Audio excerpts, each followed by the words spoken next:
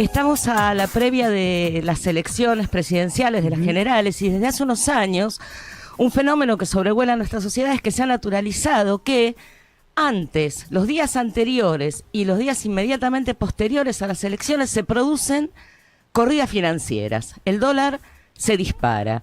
Y una de las preguntas que yo me hago todo el tiempo es, bueno, sabemos que hay pocos que se enriquecen mucho con este tipo de movidas, pero ¿qué impacto tiene directamente este tipo de movidas en la vida del común de los mortales que, por ejemplo, no solamente no tenemos dólares, sino que vivimos, trabajamos y consumimos en pesos? Con esta pregunta y algunas más, invitamos a charlar con nosotros a la licenciada Clara Rasu, que está del otro lado de la línea. Hola, Clarita, buen día. Hola, muy buenos días. ¿Cómo están?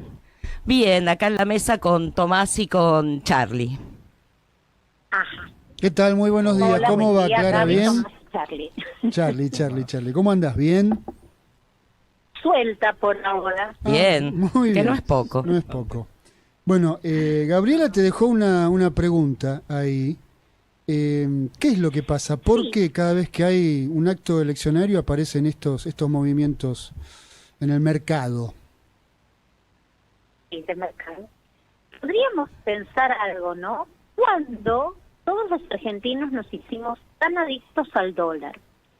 Y para eso, culturalmente, nos tenemos que remitir a la dictadura. Exacto, estaba pensando en Martínez de Oz y la tablita. Exactamente. Entonces, a partir de ahí, en donde el dólar comenzó más que ser una moneda que opera como reserva de valor, es como un objeto de adoración. Alfredo Zayat, en la economía contramano, lo llama el tótem. Bien. ¿Mm? Ujú. Y de esa manera, o sea, ese objeto de adoración, el que si ahorras en dólares, si pensás en dólares, se nutre de una sociedad que gana pesos, que por eso es lo más paradójico o lo más terrible.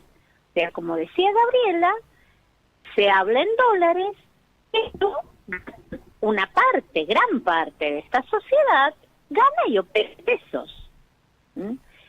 Entonces, tenemos que pensar, si vamos a hablar de un mercado cambiario, hay una oferta y una demanda.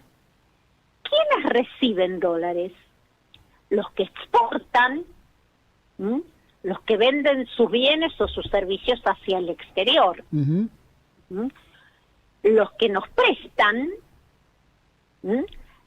Los que a veces eufemísticamente llaman inversores, Sí.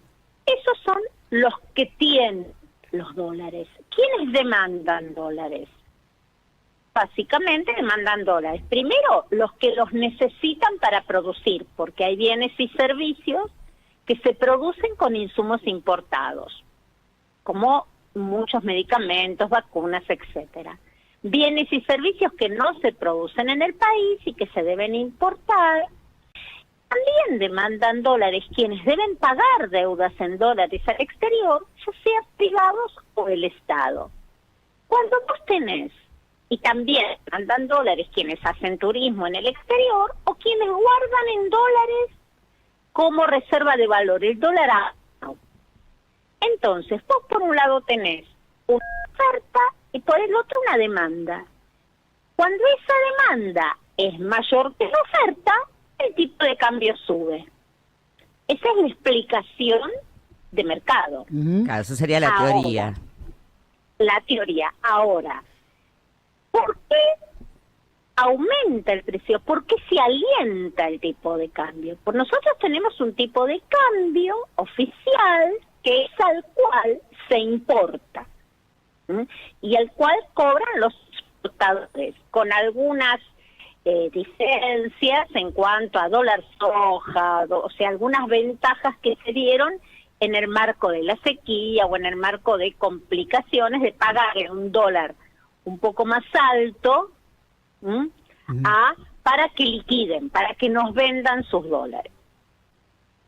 Y el otro es el tipo de cambio. Si vos tenés uno oficial, en el cual también podés poner el contado con liqui y el dólar bolsa, que son medios de dólar financiero, el dólar país, el dólar ahorro, que ahora está unificado, te queda un margen paralelo. O sea, siempre que vas a tener un mercado oficial, vas a tener un mercado paralelo. Ese mercado paralelo se alimenta de dólares que provienen del excedente de los oficiales. A ver, si yo, en vez de decir que facturé 3 millones de dólares, digo que facturé 1 millón y 2 millones, los desvío, estoy alimentando ese mercado. Bien. Y si yo digo que importé 4 millones de dólares en insumos, pero en realidad importé 1 millón, me guardé 3 y alimento ese mercado.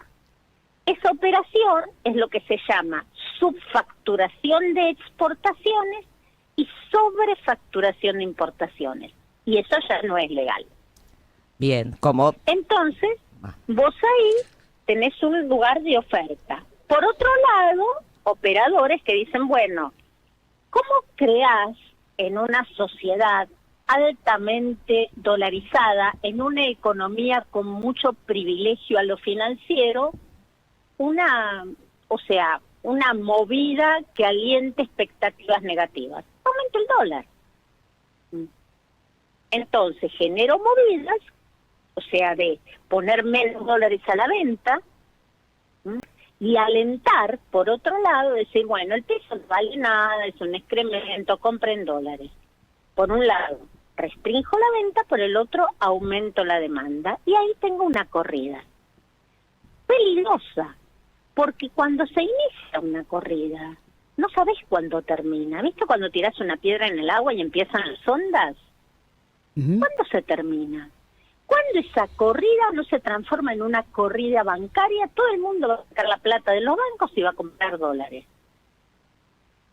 Entonces, y aquí, o sea, todo esto sabemos tiene beneficiarios. Pero ¿quiénes se perjudican? Todos los asalariados, todos los que percibimos ingresos fijos. Si en vez de decir corrida cambiaria, el dólar aumenta, decimos corrida cambiaria, nos pulverizaron el salario. Entonces empecemos a verlo por ahí. ¿Por qué este aliento al aumento del dólar? Porque es como cuanto peor mejor. No sé si le suena. sí, ¿cómo?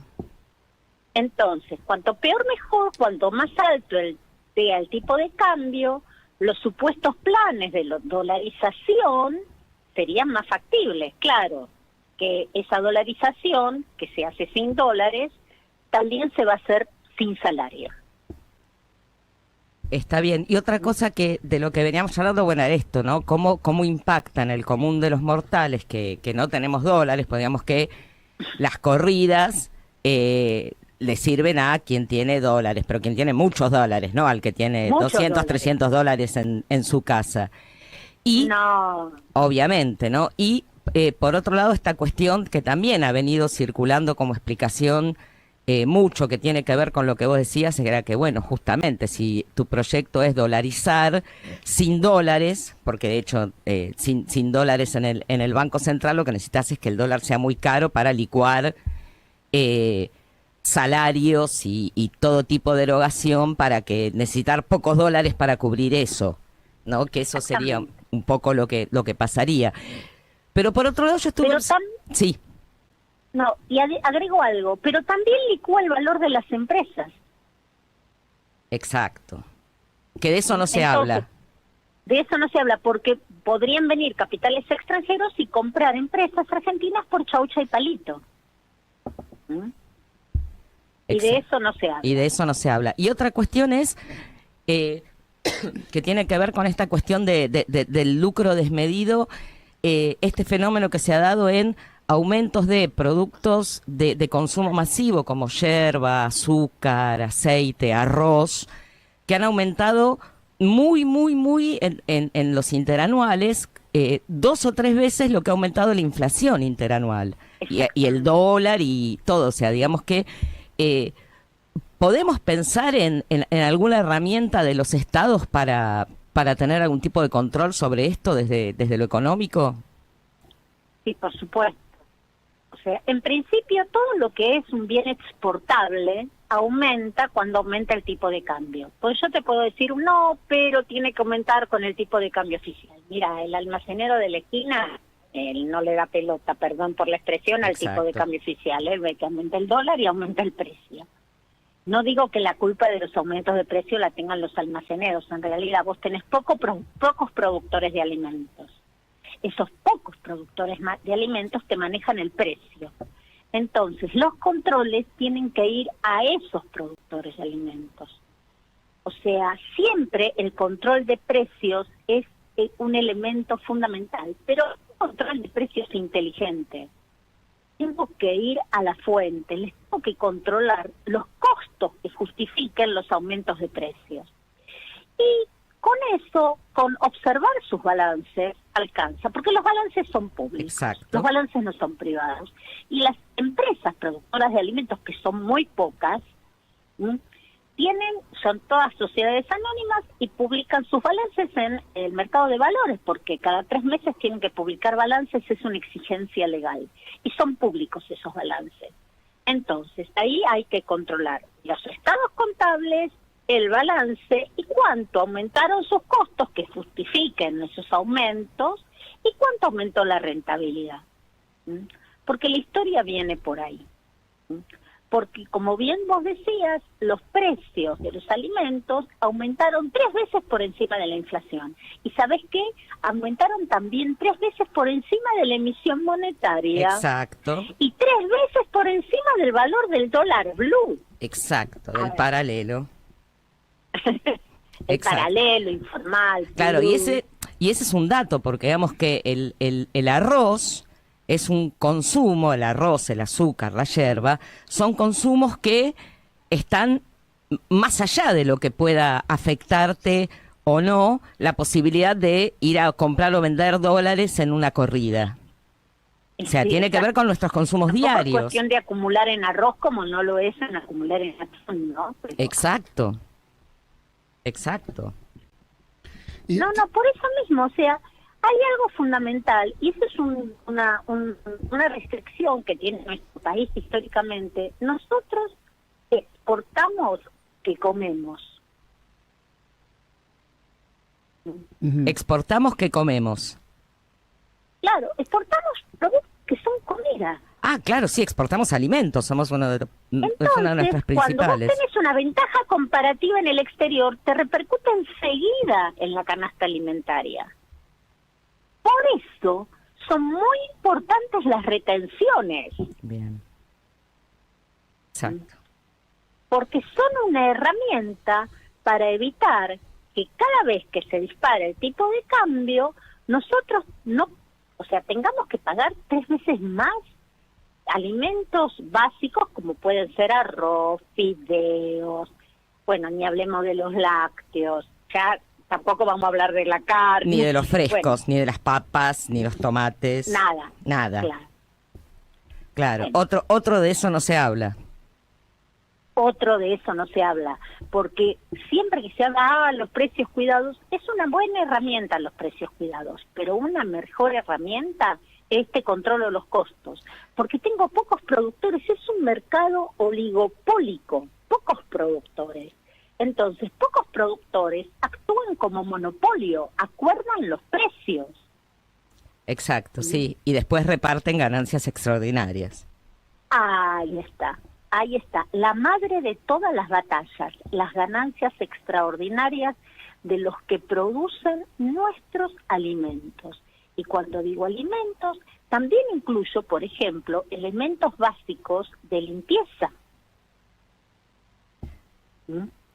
Bien, sí, que es O de elementos- lo que se habló cuando se hizo este programa de devolución del IVA, ¿no? Alimentos, perfumería, limpieza, higiene.